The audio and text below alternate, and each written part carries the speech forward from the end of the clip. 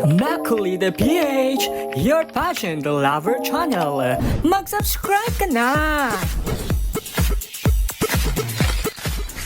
Usap-usapan ngayon sa social media ang pambato ng Thailand sa Miss Universe 2025 na si Veena Preyavinar matapos magpasabog sa kanyang mga photoshoot at public appearances.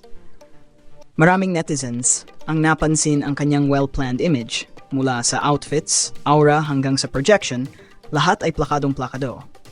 Ayon sa mga Pinoy pageant fans, ibang klase talaga ang paghahanda ng Thailand. Bawat galaw ni Veena ay pinag-isipan at may impact. Ngunit hindi rin may kakaila na may ilang Pinoy netizens ang tila nakakaramdam ng inggit factor at nagsasabing sana raw ay ganito rin ang atake ng pambato ng Pilipinas na si Atisa Manalo. Marami ang umaasang magkaroon din si Atisa ng mga ganitong pasabog moments para mas lalo siyang mapansin sa international stage. Gayunpaman, karamihan ay naniniwala na si Atisa ay may sariling strategy at hindi kailangang makipagsabayan sa estilo ng iba.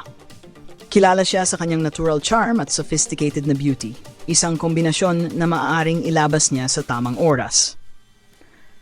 Kaya naman hintayin na lang natin ang pasabog ni Atisa Manalo sa mga susunod na linggo. Malay natin baka siya pa ang may pinakamalakas na impact sa Thailand kapag dumating na ang laban.